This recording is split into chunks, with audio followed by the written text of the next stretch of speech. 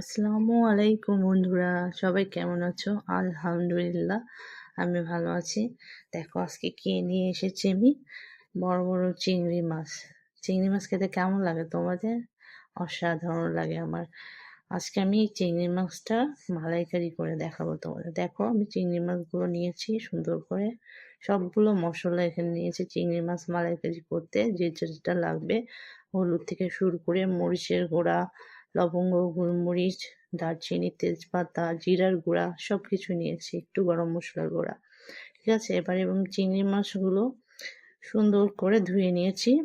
এরপরে কড়াইতে একটু সামান্য পরিমাণে তেল দিয়ে পেঁয়াজ আর রসুনটা লাল করে নিব, যাতে চিংড়ি মাছের মালাইকারিটা খেতে মজা লাগে। পেঁয়াজটা লাল করে নিলে খেতে ভালো লাগবে, ঝোলটা গাঢ় হলে মজা লাগে। তাই আমি ভালোভাবে এটা নেড়ে নিচ্ছি যাতে পুড়ে না যায়। বাদামি কালার হলে আমি এটা চুলাটা আঁচটা কমিয়ে দিব। ঠিক আছে, এই তো আমার বাদামি কালার হয়ে গিয়েছে। দেখো এখন এর সঙ্গে একটু পেঁয়াজ বাটা অ্যাড করে দিলাম। পেঁয়াজ বাটার সঙ্গে অন্যান্য মশলা দিব। একটু লবণ দিয়েছি, স্বাদ মতো লবণ দিতে হবে, তোমাদের স্বাদ মতো লবণ দিয়ে নিবে। এবং একটু জিরা বাটা দিলাম, একটু সামান্য পরিমাণ পেঁয়াজ বাটা আর একটু দিলাম, যাতে ভুনাটা ভালো হয়, মালাইকারিটা খেতে ভালো লাগে। আমি স্বাদ মতো কাঁচামরিচ দিয়ে নিলাম। এবার এটা সুন্দর করে কষাতে হবে। দেখো আমি তেলের পরিমাণটা কম নিয়েছি, তোমরা যে যেরকম তেল খাও ঠিক সেইভাবে তেল নিবা। আর আমি যেহেতু তেল কম খাই এই জন্য পরিমাণটা কম নিয়েছি। দেখো আমার কষানোটা হয়েছে। একটু গরম মশলার গুঁড়া যেগুলো আমি আলাদা করে নিয়েছিলাম, সব রকমের মশলা এর ভেতরে অ্যাড করে নিলাম। এবার এটা আমি কষাবো। কষানো হয়ে গিয়েছে।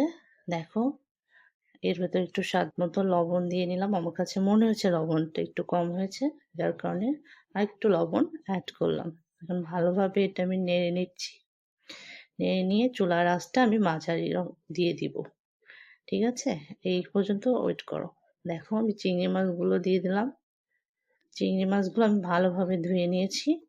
এবার এটা সুন্দরভাবে নেড়ে নিব, যাতে মশলাগুলো প্রত্যেকটা চিংড়ি মাছের ভিতর ঢুকে যায়। হ্যাঁ, উতলানো শুরু হয়েছে আমার, মাঝারি আছে আমি রান্নাটা করব। দেখো আমি মশলাগুলো তুলে চিংড়ি মাছের উপর দিয়ে দিচ্ছি, যাতে লবণ ঝাল মাছের ভিতরে সমান পরিমাণে ঢুকে। ঠিক আছে, তোমরা এভাবে বাসায় ট্রাই করবে। ভালোভাবে চিংড়ি মাছের ভেতরে মশলাগুলো দিয়ে দিলাম। এর সঙ্গে এবার সামান্য পরিমাণ নেড়ে নিয়ে এটাকে আমি চুলার আঁচটা আর একটু কমিয়ে দিলাম। দেখো আমার কষানো ভালো করে কষানো হয়েছে, দেখেছো? দেখতে কত সুন্দর লাগছে। কষানো চিংড়ি দিয়েও কিন্তু এক প্লেট ভাত দারুণ ভাবে খেয়ে নেওয়া যায়। যাই হোক, এখন আমি একটু পানি অ্যাড করে দিলাম, কারণ মাছটা ভালোভাবে সিদ্ধ হতে হবে, নাহলে খেতে পারবো না, যেহেতু এগুলো বড় চিংড়ি। তাই সামান্য পরিমাণে আমি পানি অ্যাড করে নিলাম এটাতে, এবং চুলার আঁচটা মাঝারি আঁচে রেখে দিব, এবং একটু ঢাকনা দিয়ে এটা ঢেকে দিচ্ছি। ততক্ষণ পর্যন্ত ওয়েট করতে হবে। দেখো আমার চিংড়ি মাছটা সুন্দরভাবে উতলানো শুরু করেছে। আমি আর একটু কাঁচামরিচ অ্যাড করে নিলাম, যেহেতু আমি ঝাল পছন্দ করি তাই কাঁচামরিচের পরিমাণটা একটু বেশি দিয়েছি। তোমরা যে যেরকম ঝাল খাবে সেই অনুযায়ী মরিচ অ্যাড করতে পারো। ঠিক আছে, এখন আমি, দেখো আমার চিংড়ি মাছটা হয়েছে, সুন্দরভাবে রান্না হয়েছে। দেখো দেখতে কত মজার লাগছে, তাই না?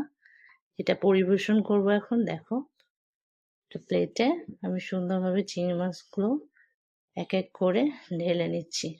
কি সুন্দর কালার হয়েছে, দেখতেও সুন্দর লাগছে। আমি আসলে চিংড়ি মাছের যেটা তোমরা সুর বলো যেটাই বলো, এটা সহ আমি রান্না করি, কারণ আমাদের বাসায় সবাই এটা খেতে পছন্দ করে। তোমরা যদি এই সুর এগুলো না খেতে চাও, এগুলো সুন্দর করে কেটে ফেলতে পারো, কোনো প্রবলেম নেই। দেখো আমি ঝোলগুলো করে দিচ্ছি, গরম গরম ধোয়া উঠছে, তাই না? দেখতেও কিন্তু অনেক সুন্দর হয়েছে, টেস্টি হয়েছে। এটা খেতে না ভীষণ মজার হয়েছে। তোমরা বাসায় সবাই এটা অবশ্যই ট্রাই করবে। আর গরম ভাতের সঙ্গে যদি এটা খাওয়া যায় তাহলে আর কিছুই লাগে না। সবাইকে ধন্যবাদ আমার ভিডিওটা দেখার জন্যে।